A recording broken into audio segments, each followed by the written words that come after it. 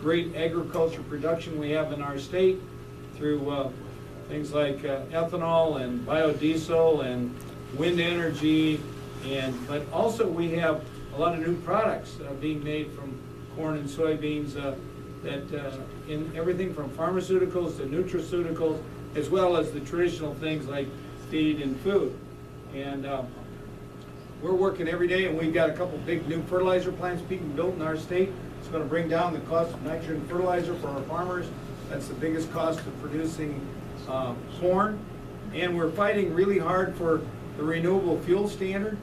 Very disappointed the EPA has recommended reducing that. It's been a way that we've reduced our dependency on foreign oil. It's been good for agriculture. It's been good for creating jobs in our state. And we think that in the EPA, I was told by Gina McCarthy 3 times that we'll have a decision before the end of June. Here we are at the end of July. We still don't know what they're going to do. We think that they've made a huge mistake. The statistics, I think, show that we have the ability to produce the ethanol that's needed. In fact, you all know what's happened to the price of corn. It's down to about $3.50 a bushel, or maybe even a little less than that. That's well below the cost of production.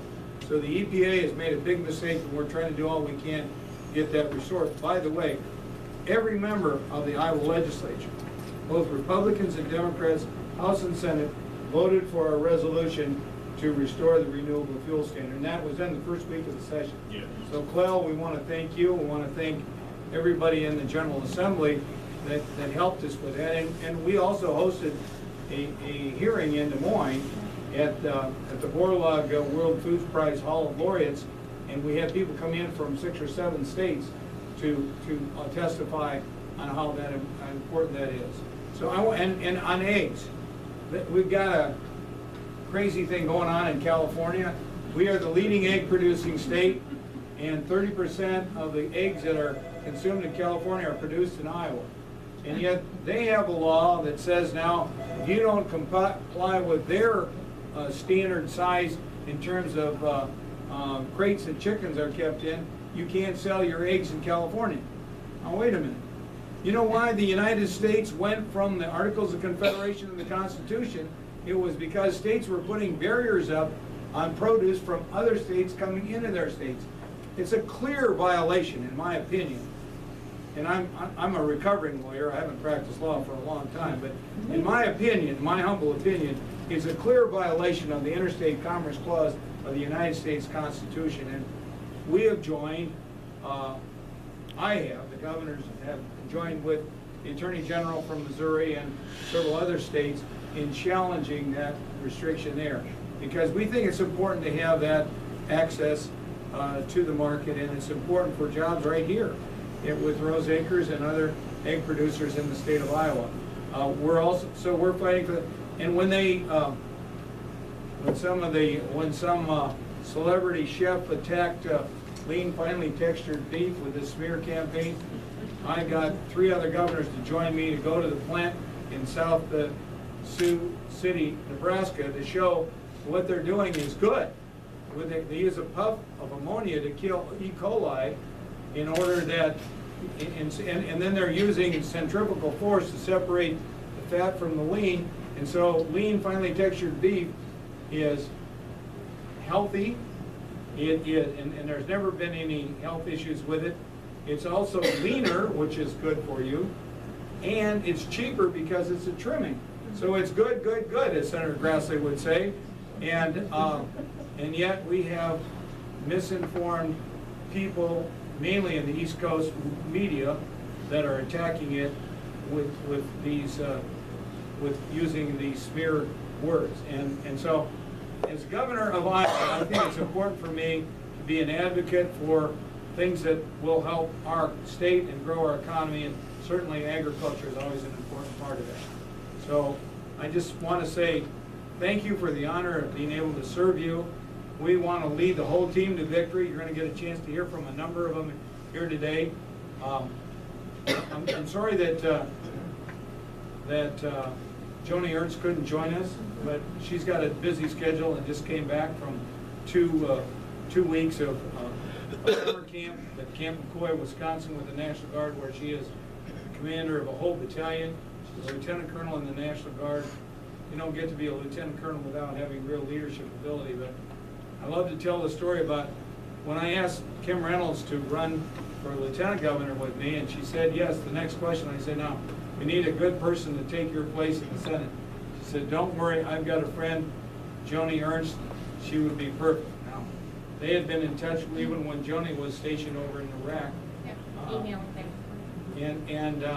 And then Joni won that special election and helped us get the state's financial house in order and supported our efforts to not only balance the budget, but also support the renewable fuel standard, which was approved in that first week of the session and has helped us on so many other issues.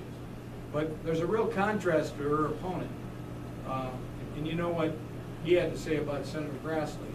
And having a farmer as chair of the Judiciary Committee. By the way, there's 50 lawyers in the United States Senate.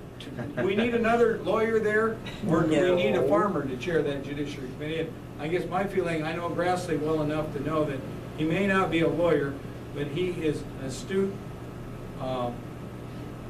he's an astute leader that understands the legal system and understands why it needs to serve the people, not just the special interest groups, the trial lawyers.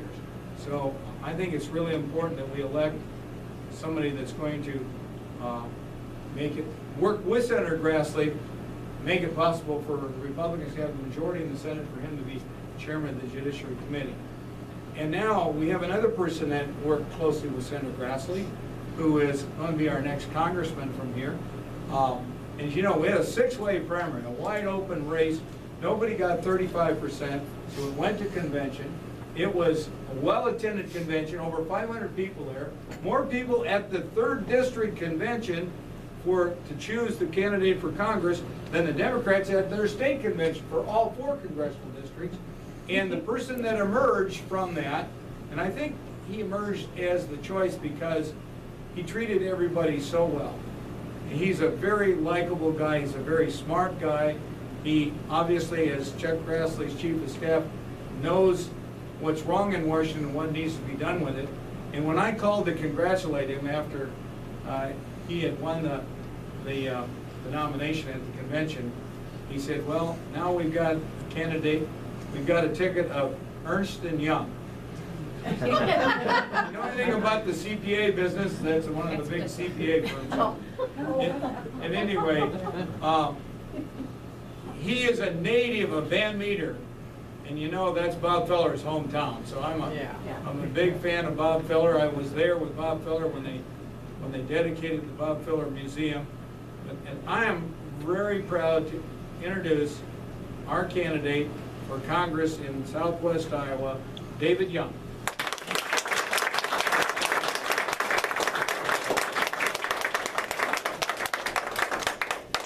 It's great to be here. Now, you know, growing up in Van Meter, I had many Little League games and junior high football games here in the county against Guthrie Center, and then around areas through Menlo and either Casey and Norlinden. So great memories here. And as well, my great-grandmother, Bessie Johnson, was adopted by the Pickett family, a Pickett family here in the county. I think the Picketts are now up near Bayard, but anyway, got roots all over the places. So, you know, folks ask why I run or why anybody runs, and the answer is quite simple.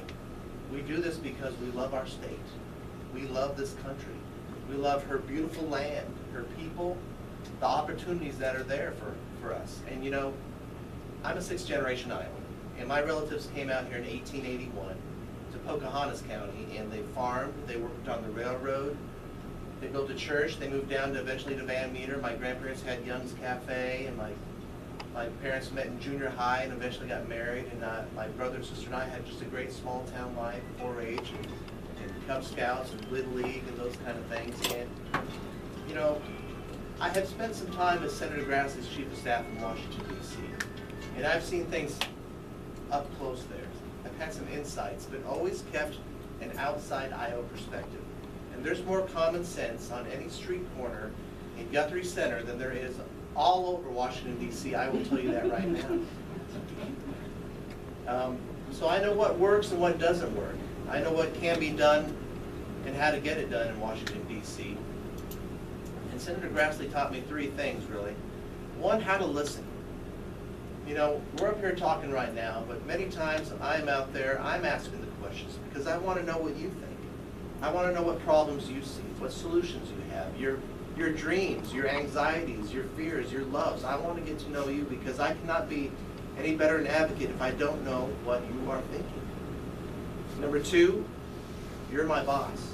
Should I be honored and humbled to be elected to represent you in Congress? You're my boss, not party leadership, not the president, not a block of colleagues or anything like that. You.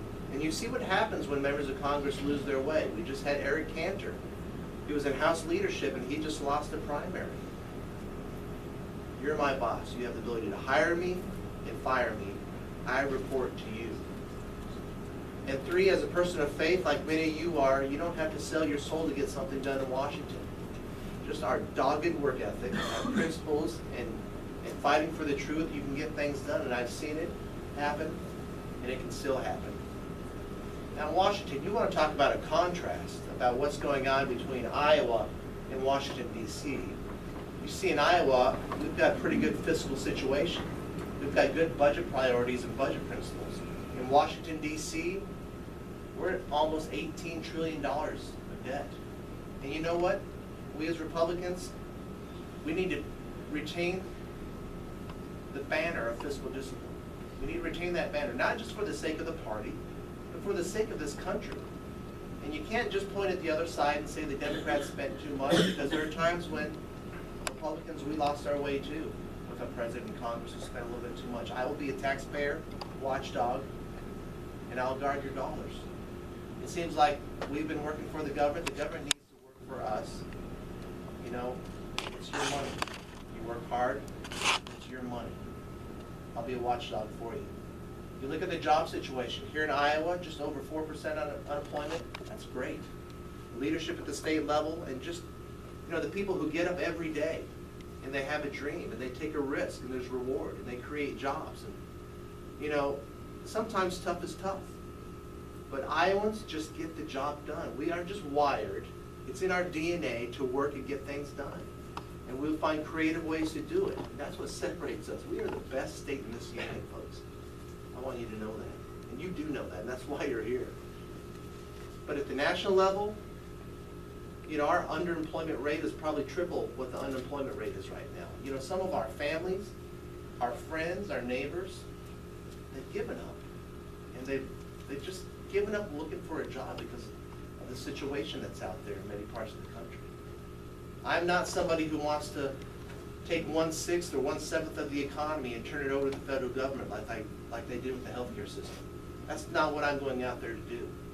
I want to help create a playing field where there's certainty in the economy so people can create jobs and get back to work. You know, we have a tax code that's 74,000 pages long. If you're having trouble sleeping at night, I tell people, and you have insomnia, just, you know, whip out that tax code, and by the end of page 1, you'll be sleeping.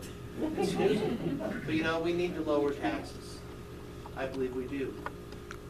And we need to make the tax code certain and bring in permanence, because, you know, a lot of folks in Iowa, the lieutenant governor and governor, met them, as many as you have as well, they have some capital. They're entrepreneurs, small business owners who want to grow, and they want to create more jobs and play in this economy. But with the corporate tax code the way it is, 1 or 2 years out, people need certainty. We need to make the tax code permanent. And then, so I talked about 3 deficits I see. First one was the budget deficit. I talked about the $18 trillion. The jobs deficit I just talked about.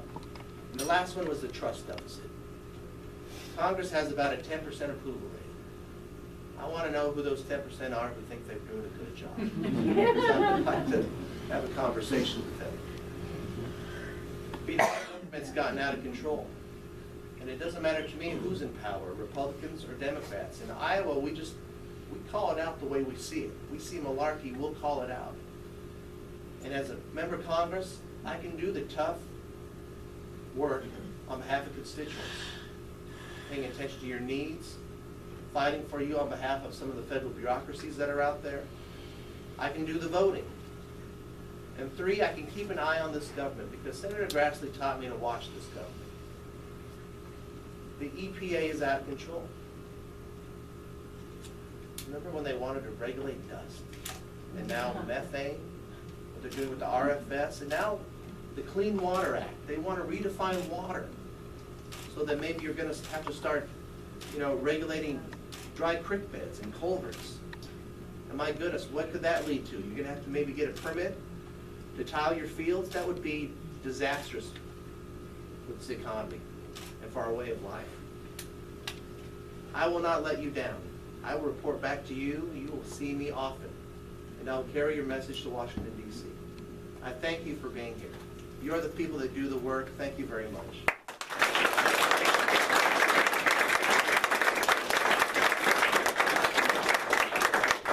And now I get the pleasure of introducing a gentleman from Western Iowa as well. He's a great new up-and-comer here in our party. As well, he's been working for the taxpayer, you folks already, and wants to continue to do that for you. Public service. None of us need this job for our personal resume or personal goals, but we want to serve because we want better for this state and this country. And Adam wants that. Adam Gregg, folks.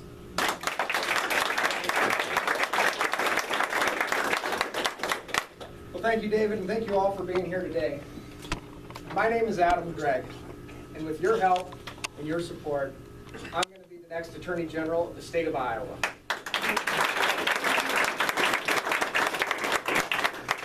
Now I'm going to do something a little bit different, and I've got a few questions for you, and I want to hear a response, all right? And I know we're in the library, but let's make it loud. Isn't it time we had a Republican Attorney General? Yes! Isn't it time we had an Attorney General who represented Iowa values? Yes! Isn't it time we had an Attorney General who served as Iowa's lawyer instead of Obama's lawyer? Oh, yes! My friends, the time has come. Yes! Let me tell you a little bit about myself. Again, my name is Adam Gregg. I'm a 6th-generation Iowan and a product of Sioux County. I'm married to my high school sweetheart, and we have 2 amazing kids, Jackson, who's 3, and Lauren, who's 1. I attended Central College in Pella, where I played football all 4 years. I worked really hard, got good grades, and graduated #1 in my class. After that, I got the most prestigious scholarship to Drake Law School. And after graduating with high honors, I had the opportunity to work at one of the top law firms in Iowa. You see, at every opportunity I've had in my life, I've chosen Iowa. Now I'm asking Iowans to choose me. When I was at the law firm, I had a great practice of law. I was able to help individuals, businesses, and farmers with a wide variety of legal matters, from litigation to the lawmaking process, and from contracts to forming new companies. But in the fall of 2012, I got a call from the governor's office. And Governor Branstad and Lieutenant Governor Reynolds asked me to join their team as their legislative liaison. In that role, I was responsible for getting their budget and policy agenda passed by the Iowa legislature. I'm proud to say that along with them and working closely with Representative Bodler and other legislators, we were able to achieve transformational education reform, an Iowa alternative to Obamacare, and the largest tax cut in Iowa history.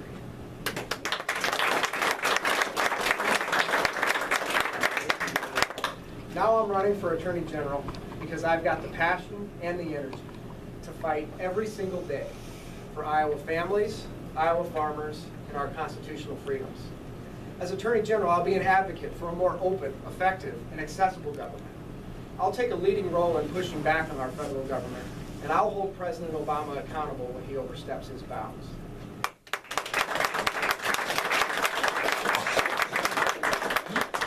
One more thing. I can't wait to cross-examine Tom Miller. You better get ready for some tough questions. Like, why did you fight for Obamacare and against letting Iowans decide whether to expand Medicaid and against letting Iowans decide whether to keep their health plan? Why didn't you stand up for Iowa farmers when the EPA rolled out those onerous regulations that David Young talked about? Why did you shake down the targets of your investigations for hundreds of thousands of dollars in campaign contributions? Why didn't you join that egg case that the governor talked about earlier? You know why the governor got that call? Because Tom Miller refused to join that case. Even though Iowa is the #1 egg producing state, even though California is our #1 market, he sided with Californians over Iowa farmers. Luckily, we've got a governor